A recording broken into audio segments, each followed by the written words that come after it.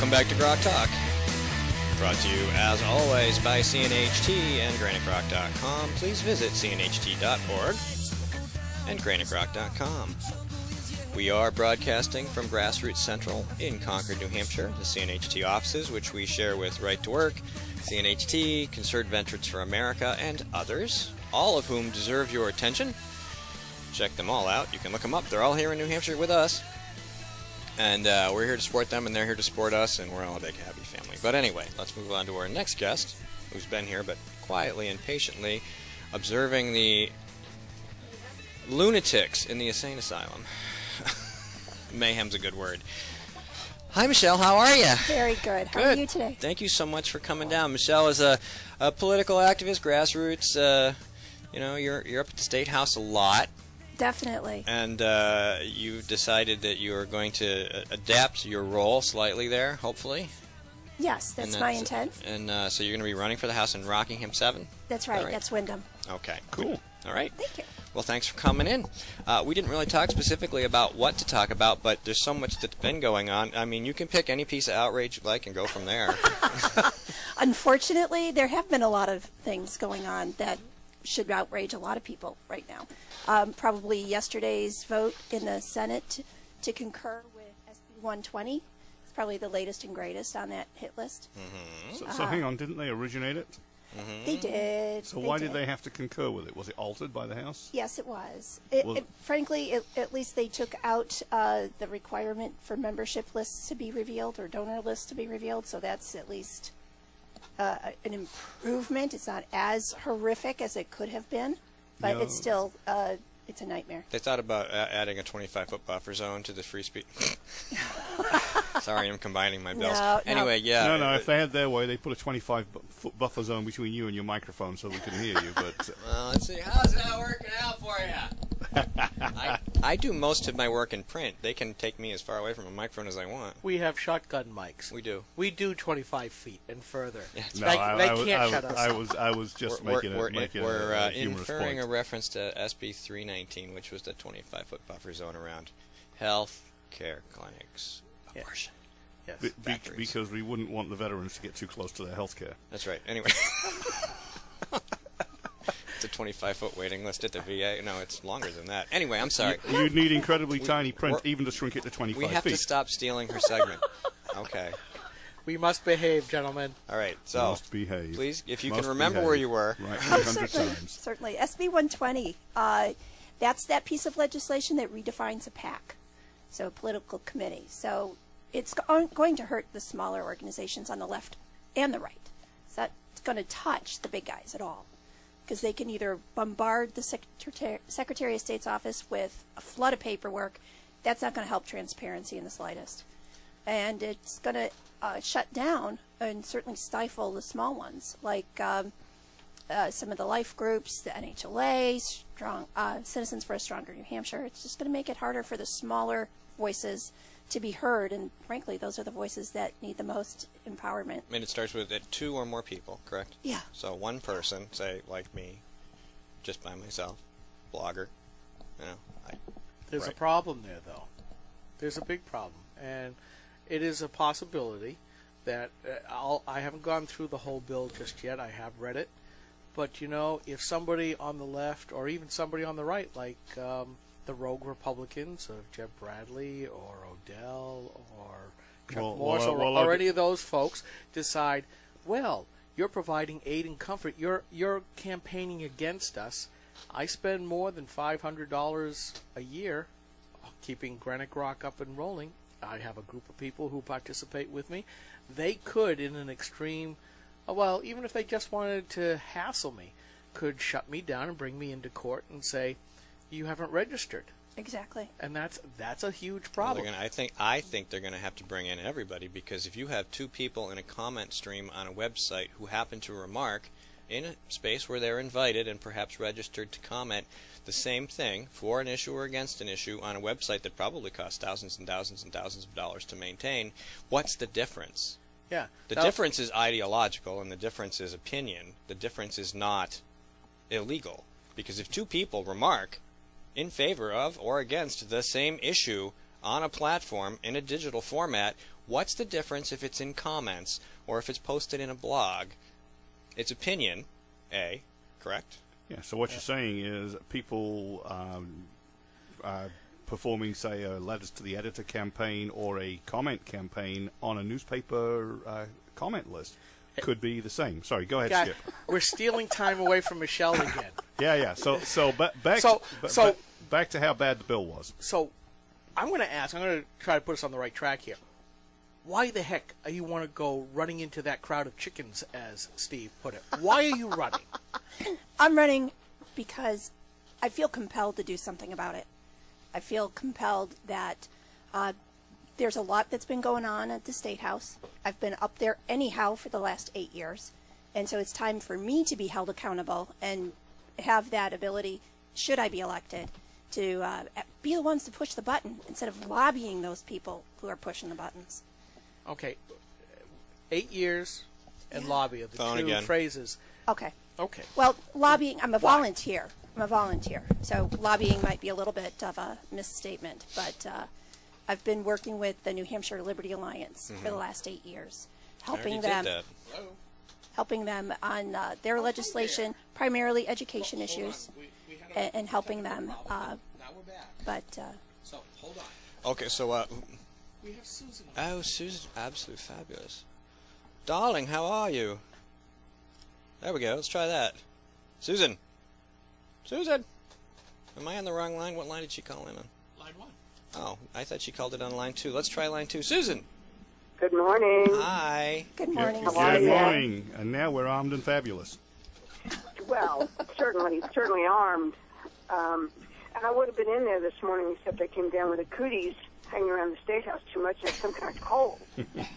Oh, that's not fun. I want to commend Michelle on her very good manners and ladylike approach to not punching you guys in the mouth for taking all of her time. Yeah, we've corrected that problem now. Well, you see, I can't talk on the phone and look at the computer at the same time, so I've got a little time lag here. But she's absolutely right about SB 20, and Steve, you bring up some great points on that. I don't think that Senator Bradley Obamacare and his pals thought this through clearly, but it is, in fact, the Incumbent Protection Act. What it's going to do for these small groups, the unintended consequences, it's going to be devastating. Unintended consequences. Don't we live with that every day? Absolutely. But, Michelle, with you running for the House, once you get in there, maybe you can straighten some of these guys out. Oh, I'd love to. I'd Yeah, absolutely love so- to. There's a number of things to correct up there. Well, let's talk about that. Well, first off, there have been some of the things about Common Core I'd like to correct. There have been student privacy bills we've had to fight for that we're still fighting for. We have one more shot at one. There's just been a lot of things that have passed the last 2 years. If we could just repeal them, would be a big step, across the board. Such as?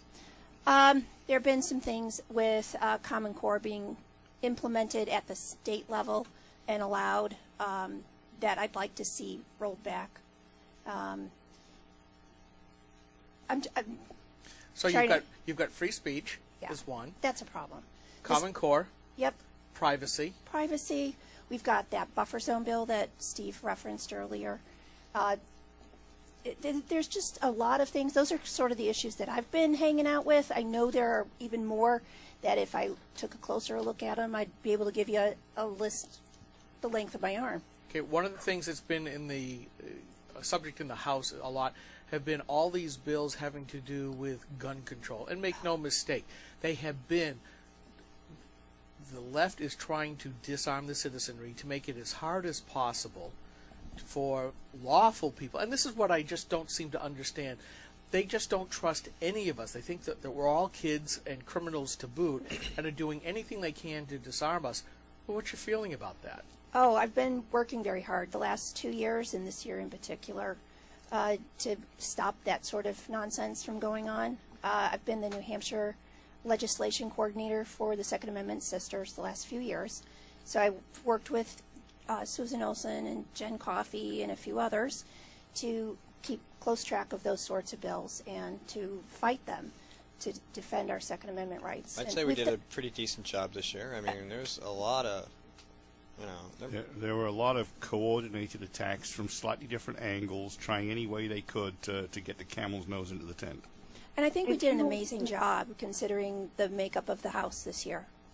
Susan? Did you guys see the our friend Judy Aaron, who's a refugee from Connecticut, came to New Hampshire and has been a huge activist on behalf of Second Amendment rights.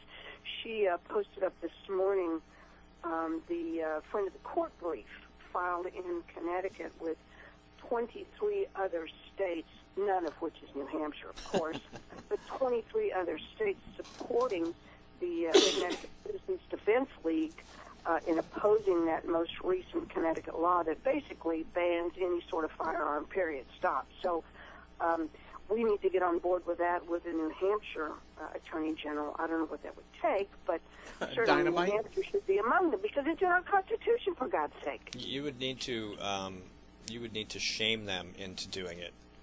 Something we're thinking about doing with the cross-check on voter ID. But anyway. Can you People post, have no shame. Susan, can you post that up, please? Already did.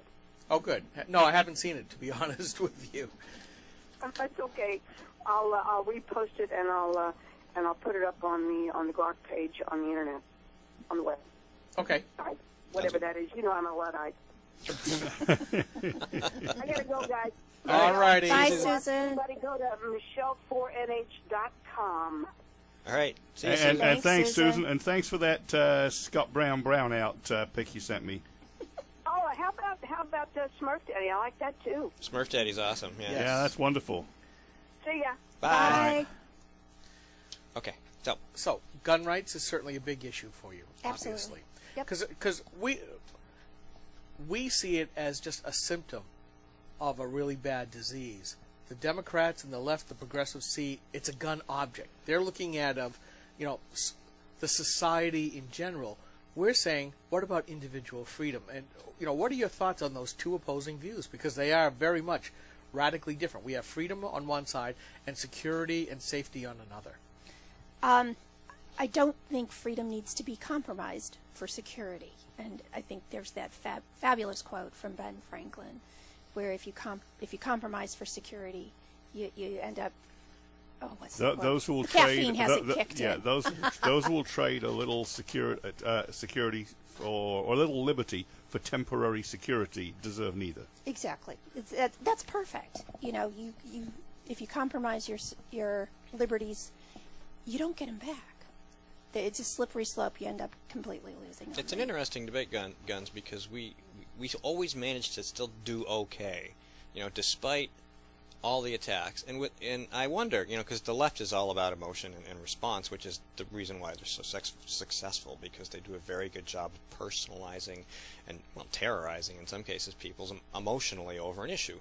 And we on the right don't always do that. We're much more calculating numbers, specifics, details. Well, the Constitution says this, and they're like, they don't care. I mean, what if you had said, look, Chicago has some of these really strict gun laws, and 60 people died this weekend. Children and everybody, and those kinds of I always think about how to roll those conversations in, because people don't think about it that way. They don't go. Most people don't know that the cities with the strictest gun laws have the highest crime rates. Right. They're just not, because nobody reports that, but like us, and you would know it, and people on the right. But it's that emotional appeal, and I think that's part of how the right needs to change how they make those appeals. Still keep the facts, still keep going for the information, comparing it to the Constitution. Mm-hmm. But there are ways that we can craft our message a little bit and appeal to people, like tell those personal stories of how that impacts a family. For example, with the Second Amendment sisters, we have a lot of women come into our shoots who have been victims of domestic assault or had other issues trying to protect their family, and they weren't equipped to do it at the time. So they come to us for help in initial training. And if those sorts of messages could get out more into the general public, I think they would start to hear things a little differently. They would start to understand why it's so important. I mean, you touch upon a very important piece of information and another principle, that of self-responsibility and independence. Because, the reason why I carry a pistol is because I can't carry the policeman on my back. The problem is that the Democrats, as Steve brought up, will scream, well, those little kids at Sandy Hook couldn't protect themselves. And the response should be, well, the teachers could have, because some of them died trying to protect their students anyways. And this morning was the news that 7 more people were murdered in Santa Barbara, California. I haven't heard all the details just yet, but it seemed to be like a drive-by. And there are times, and I just haven't been able to figure out how to artfully say this, but you're going to see this in the House. And my question will be, how would you defeat something like that, like Sandy Hook, or this drive-by when the Democrats say, well, we have to get rid of all the guns?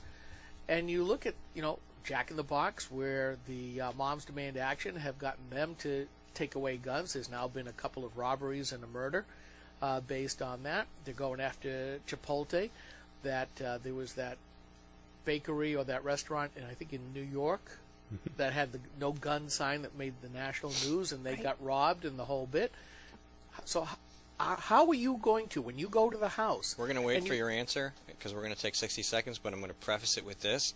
The first thing I would say is, how many vets died on the waiting list? What are you going to do about health care? Be right back. He tried to make us believe he was a fiscal conservative. But State Senator Dave Bouton has been deceiving New Hampshire taxpayers. Like a wolf in sheep's clothing, he claimed to be one of us, pretending to blend in, but all along voting like a liberal Democrat. He voted to raise your gas tax by another 23%, taking a bigger bite out of our wallets every time we're at the pump. And oh, how he drooled at the opportunity to vote to expand Obamacare, which will result in higher taxes and longer wait times in the emergency room. And now the Senate wants to pass a bill to prevent us from criticizing Senator Bouton's vote? Call Senator Bouton at 603-203-5391 and tell him that we're on to his wolf in sheep's clothing routine. Tell him to stop pretending to be a fiscal conservative and start voting like one. Paid for by Citizens for a Strong New Hampshire. GrokTALK. Okay, we're back. And we're going to let Michelle answer that question. Steve McDonald, Skip Murphy, Mike Rogers. You're listening to GrokTALK. Our guest is Michelle Lavelle, who is going to stick her toe in the sludgy pool at the State House. Yes, running with the chickens. Running with the chickens. So before the break, I was asking, how are you going to, in the midst of, when you stand up at the well of the House, how are you going to try to defeat the emotional language that the Democrats are going to say, look, another tragedy happened, and it's the guns that are wrong, versus we know it's the people that are wrong? You can never get criminals to respect the law, so additional laws will not change that. We've seen that time and time again. As Steve mentioned earlier, look at Chicago. They've got some of the most restrictive gun laws in the country, and yet their crime and murder rates are through the roof. So additional laws only hurt the law-abiding citizens. It doesn't do a thing to curb criminal activity. Now, how are you going to deal with the media? Because, let's face it, we've been around since 2006. Not as long as some, but longer than others, and we've outlasted others on the right as far as being part of the new media. And in that time, I've gotten much more interested in the media, and they're pretty much predisposed to hate Republicans, too. In fact, Glenn Reynolds of Instapundit, I think, has the best line of all. They're just Democrats with bylines. And I excoriated Kevin Landrigan this week for doing pretty much that with or about Bob Copeland. So the question is, what kind of techniques, or are you prepared with techniques to, when one of the reporters says, I'm going to talk to you because you've been around and all of that stuff, how are you going to keep them from distorting your message? And that's a big deal here. I don't know how you can completely keep them from changing your message, because they're the ones ultimately publishing it, whether it's on a blog or actual print media or whatever. They're going to edit what you say to paint certain people that don't agree with them in the worst possible light. frankly, when I worked in Chicago, even people who were trying to do a good job covering the issues didn't always know the issue well enough, and so things could be misunderstood. So even with the best of intentions, people can have things a little off.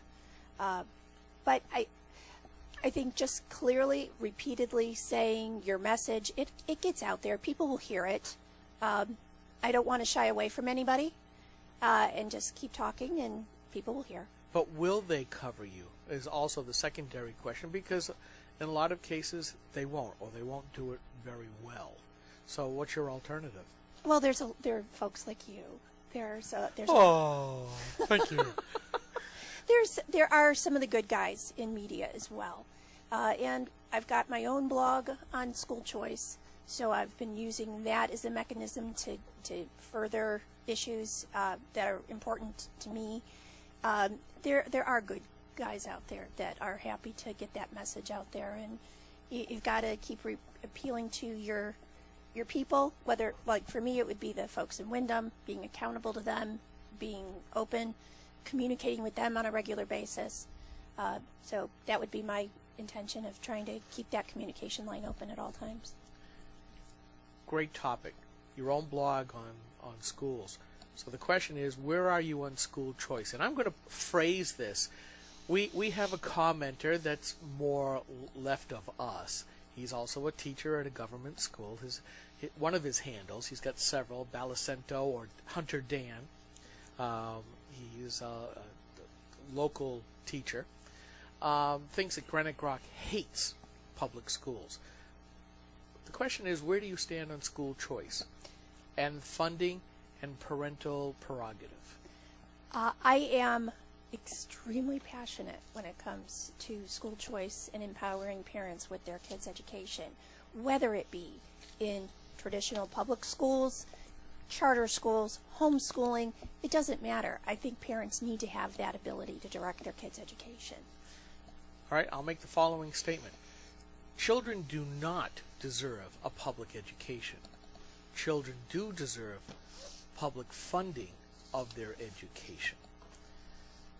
We're seeing now an arch government school booster, anti-school choice person having just been voted on to the New Hampshire Board of Education by the name of Bill Duncan. Yes. And we've had our run-ins with him, who is actually, one of the progenitors of the lawsuit trying to take away the tax credit that was voted in to give those of low income school choice at the behest of what the parent thinks is best. He thinks that the schools, like the government, knows best what's good for your kids. Comment, please. Oh, that was something a group of us worked very, very, very hard to try to stop, and we campaigned. We tried to get a lot of people behind to fight this nomination of Bill Duncan, to call their executive council person and tell them. I mean, there was no reason for him to be nominated in the first place as a prime litigant in that lawsuit on the tax credit scholarship program. There's no reason he should have even been considered for that in the first place. Put it more strongly, rather than there's no reason he should have been considered, he should have been automatically disqualified because of that. True. Well, not only that, but I think that he would have recused himself because of that lawsuit, but then he said, more power. Well, it gives him a bigger audience. He's against charter schools. I've been up there on the same issues that he's been up there, up in Concord for the last several years. And inevitably, we've been on the polar opposite ends of the issues, whether it's charter school issues or homeschool regulations. We've been polar opposites, and it's galling that he would be in that position for the next 5 years or even up to 10, because those seats are 5-year terms, and they can serve 2 consecutive terms. So but they can also be turfed out if the subsequent governor is displeased, right? I've not seen that happen. I don't believe they can. Well, then you need a governor with some spine and a legislature willing to impeach. Can't. It doesn't work that way. I think he's impeachable the minute he sets foot in his office. I don't think the law is run that way, unfortunately. It's just the way it is. Once you're there, pretty much in New Hampshire, you're there because of the structure of Are you government. Are you saying that we have a permanent bureaucratic class that is not only not elected but can't be removed? Correct. They can only be For malfeasance. removed when appointments come up and the governor in power chooses to appoint somebody else. Unfortunately for us, none of the people that we'd really like to get rid of have been up for reappointment when we've had a Republican governor, which is almost never in the last 20 years. And I say he's guilty of malfeasance the minute he puts his foot in the door, and for that he can be fired by anybody who's willing to look at the law properly. Yeah, that's part of the problem with the New Hampshire form of government, where it's an extremely weak governorship. There's not much that the governor can really do. Mostly it's a figurehead kind of deal, except for putting forward the nominations. Now, with a Democrat governor, Democrat-led executive council, there's not much of an impedance there. No. Same thing with the House that you're going into just right now. So the question comes in: is there a way to become successful when you're up against like an ideologue like Bill Duncan, who says government has to determine your choices, where a lot of us are over here saying we should have the choice and the freedom to choose for ourselves? How do you bridge that gap? Because I see, that's the quintessential argument in the House. So how do you work in that group of 400 to say we need to move that Overton window back to the right a little bit for individual liberty? I have found that we've been able to effectively change some people and guide them to those points in the House Education Committee over the years that we've been up there working towards greater educational freedom, whether it's on charter schools or homeschool issues. We've been able to work with people who are Democrats to persuade them to be more receptive to those ideas. We have come to the end of our segment. Michelle Lavelle, running for the House in Rockingham 7. Thank you so much for coming in and spending some time with us. Thanks for being willing to get in there and mix it up. And how may they get hold of you to vote for you? My website is michelle4nh.com. Excellent. Email address? Michelle4nh.com. All right. Thank you so much. Thank Joe you. DeLeo is up next, and we're going to talk about Obama's National Climate Assessment. And then after that, Jeff Chittister. Stay tuned. We'll be right back. This is GrokTALK.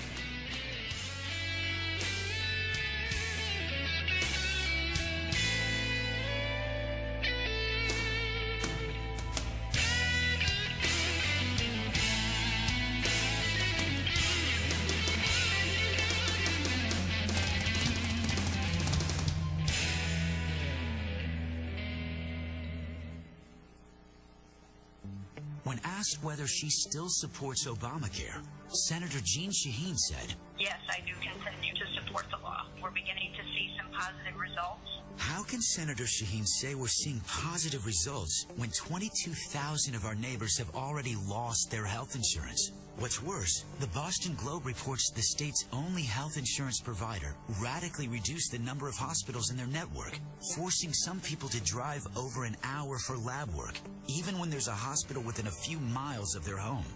When pressed about lack of access, Shaheen said, There are some hospitals that are not covered, unfortunately, and I certainly hope that's going to change. Jean Shaheen promised us we could keep our doctors and our healthcare coverage. Now she hopes we can get to a local hospital? Call Senator Shaheen at 603-647-7500. Tell her we need more than hope. We need leadership. Paid for by Citizens for a Strong New Hampshire. This is a coalition of New Hampshire taxpayers. We're located at 8 North Main in Concord, New Hampshire. This is a repository for all things conservative and municipal. So if you have a problem in your town, your school, your budget committee, the right to know law, and now at the top of our list is voter fraud. You have a tip for us, some information for us, you want to join or help us out, cnht.org.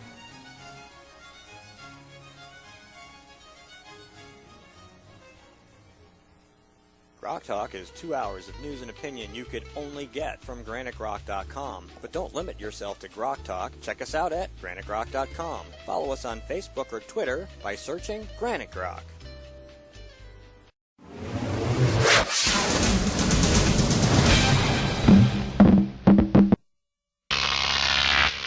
Grok TV.